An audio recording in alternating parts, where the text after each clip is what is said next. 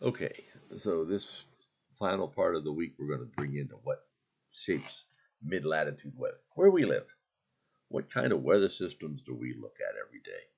So let's start with what an air mass is. We talked about that earlier, and we'll start it from here.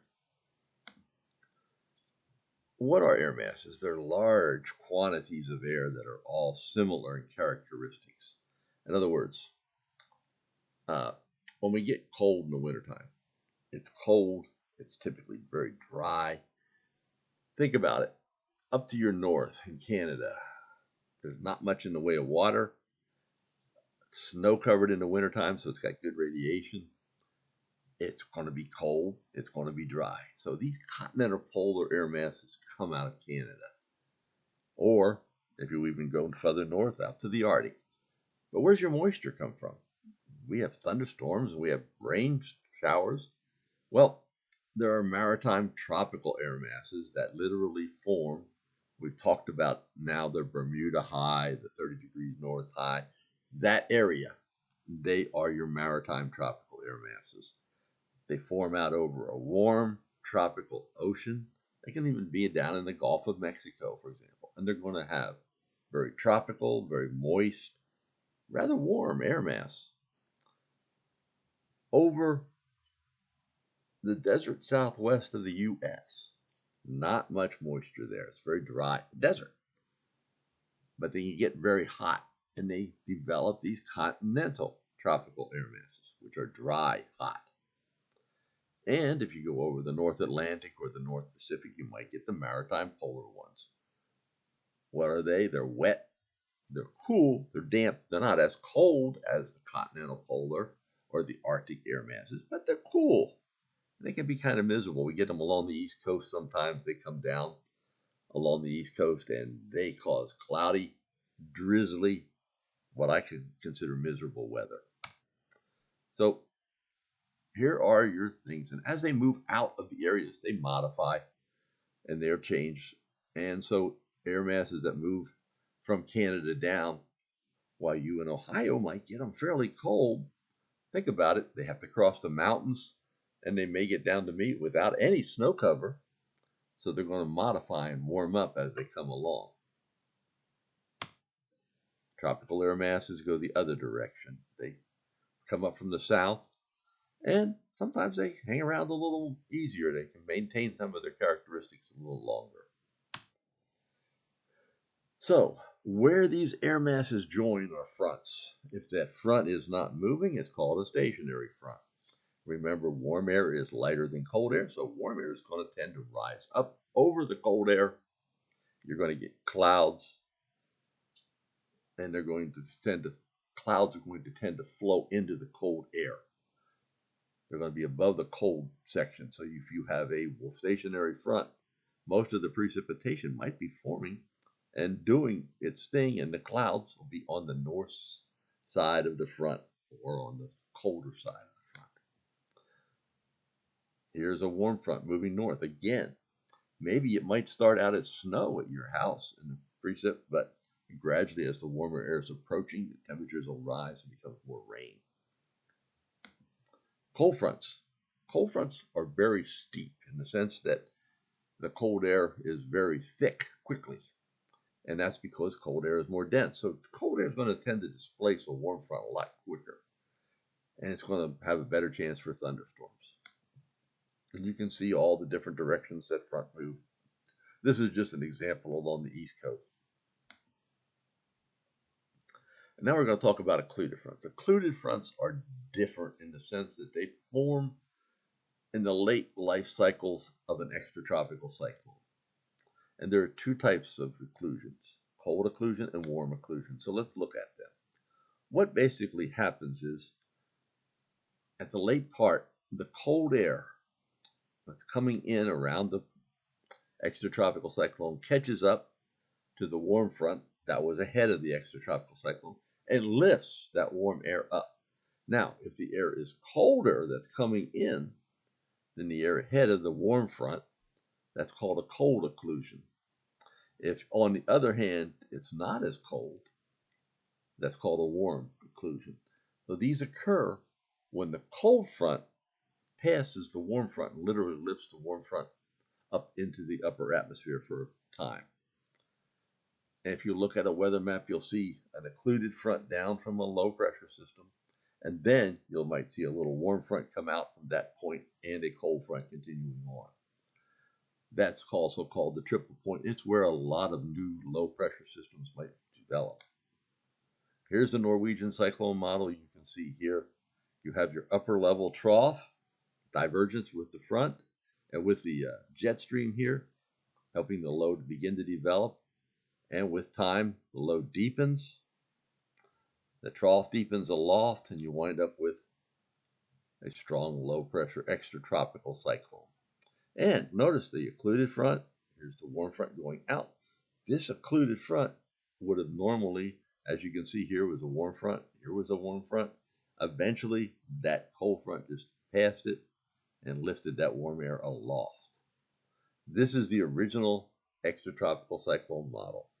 Now, as you go through this, you can see the different wave phases, and there's always this comma head that typically develops later in the cyclone process. Oh yeah, you might get some dry air into parts of the western side, and eventually the cyclone weakens, called cyclosis. There's another one, conveyor belt model for extratropical cyclones. This was developed by a professor at Penn State called Toby Carlson.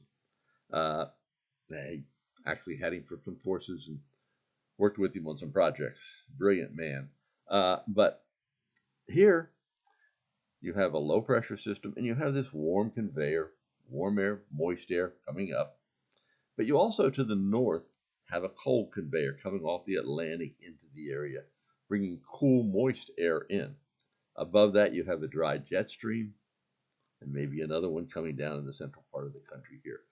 Notice the cold conveyor lifts up to the west because it's being lifted. It's pulling moisture up and causing clouds. And then it turns back with the jet stream, literally like a big anticyclone here aloft that way. Because you think about it, this is going clockwise. And when it does that, it forms a comma head.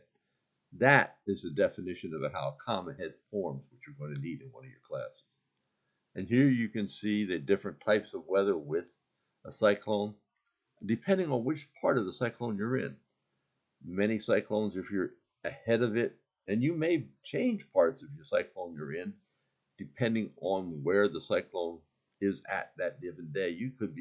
This cyclone could develop to your west, and you have nice warm, moist air coming up. Maybe you have cold fronts come through with the front then, and maybe you have thunderstorms along with it. Or maybe the low is going to go to your east, and you'll be on the cold side the whole time. You're pulling in that comma head cloud aloft. You're getting rain, maybe even getting snow if you're far enough into the cold air. And here you can see the pressure tendencies, rising pressure behind the low, falling pressure ahead of it. We talked about pressure changes. So that's where way back in your very first week of the course, we talked about a low was moving towards your location. If a low is moving towards you, pressure is going to be dropping. And here you can see different locations where lows develop. A lot of them develop right on the Rockies and move east. There's a reason for that. You don't need to know the mathematical reason. And so here's a good typical example of a winter storm moving to the Midwest. Snow to the northwest of it. Maybe some lighter precip down in here because the dry air is coming down around the high, filtering in here. Cold front with a squall line ahead of it. Warm front with light rain. Maybe even some sleet and snow out ahead of it. Cold core systems. They are dense, very dense air. That dense air means the pressure is going to drop faster with height. What that means is you get low pressure to the northwest of that surface low pressure. You wind up with a cold core. It has lower heights, very low thicknesses. And here's a non-occluded one, more slope to it. Warm core. I talked about that in the earlier video, that down to maybe the desert southwest and all, you can have a lot of warm core systems. What happens is, remember, the air is very hot, so it actually doesn't allow pressure to drop as fast, you wind up with anticyclones aloft over that area. And here you have the different Arctic highs and all anticyclones. There are warm core anticyclones as well. Here are local wind systems, sea breezes, Lake Erie has one. I get one here at my house from the Atlantic Ocean. What happens is the air heats up, air comes in off the ocean, try to take its place, and lifts up, and then it causes a circulation, and it just rotates the opposite way at nighttime. If you have strong winds from a high pressure or low pressure around, these local wind systems, such as sea breezes and all, are going to be tough to find. So it's when you have a big high pressure system over top of you with not much wind that you wind up with these local wind systems developing. And they're going to be stronger, the sea breeze especially, if the colder the water is compared to the warmer the land is. That's why, for example, Lake Erie, or even down here on the Atlantic coast, we will get a very strong sea breeze in the summertime, the early summer, weaker as the summer progresses because the water temperature is warming. Valley breezes are similar in the sense that you're heating up the mountain slopes, or maybe the valley, depending on how the sun shines, and it directs the circulation. Again, if you don't have a lot of wind gradient, normal winds from the synoptic scale, which would be the larger scale like thunder, like low pressure systems going by, these are going to develop more predominantly. Chinook winds develop particularly in the western part of the United States where they have the high mountains. They have an example of the Santa Ana, which is a Chinook wind. If you fly into Southern California, there are some pretty tall mountains to the east side. So if you have a lot of cold air built up here on the east side, and say you have high pressure up here, and you get the winds want to blow this way, well, they're going to have to blow up and over this mountain first. But when they go down the other side, gravity's going to say, hey man, I got a hold of you, and we know it can pull you down. Gravity initiates this downslope. It increases the faster it's going down the mountain. And when it's going down, it's getting compressed and warming. Warmer air can hold more moisture, so it gets drier and drier. That's why they get extremely low relative humidities with these winds coming down out of the mountains. These are Chinook winds. Hababs are dust storms. I just saw where one occurred in Montana, which kind of surprised me. But they can occur anywhere where it's dry. What happens is you get strong downdrafts out of thunderstorms, blowing the dust up, and that dust creates a habab.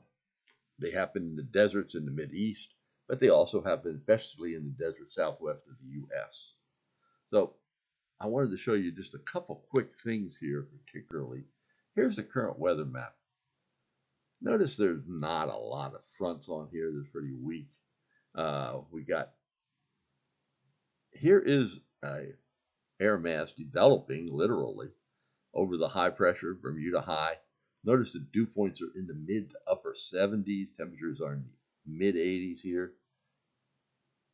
Here to the west of this cold front, which is on the other side, which is more continental polar air, dew points are in the 60s more than 70s for temperature. There's not a lot of contrast this time of year. If you were to look at this image, circulation there, which kind of interested me. You can see one right here across Iowa into Minnesota. There's definitely some kind of a circulation there. Sometimes these don't get picked up real well on the upper level charts, but here is a surface chart. But let's look at the upper level first. I showed you this first image earlier. Here is a Rossby wave. You see this big high, low pressure here pushing down. It's right along this area here. It's not moving much, is it? So as these short waves come in, they're going to tend to deepen, develop a little bit more along the eastern United States with this Rossby wave here, and they'll have a better chance to form maybe a low pressure system up in this area with time. And interestingly, these jet streaks, the faster winds here, flow through these short waves and through the Rossby waves. And you wind up sometimes with showing them up. They get to the east side and get very strong winds here. You can actually see this around another Rossby wave out here. Here is it coming into that jet as well. To the south, man, we got high pressure all across the southern United States. Just a little area here where we could get some of these short waves deeping in. So what does that mean for the surface weather then? Well, you're not going to get cold fronts going very far. And this is just a 850 millibar temperatures, precipitation, and surface pressure. Here's low pressure here. Here's high pressure here. Here's high pressure here, which is the big tropical air mass that's out there. Here's your cold front that developed in this, which I showed you that little circulation. Moving on, and it actually, with time, this low begins to get more and more in line with that Rossby wave. It actually deepens, becomes a little more intense over in New England and on into the Canadians here. And that would be how it changes as we looked at earlier. There's also a hurricane down here in the Pacific. So hope you got a little bit out of this. Let me know, please, if you have any questions.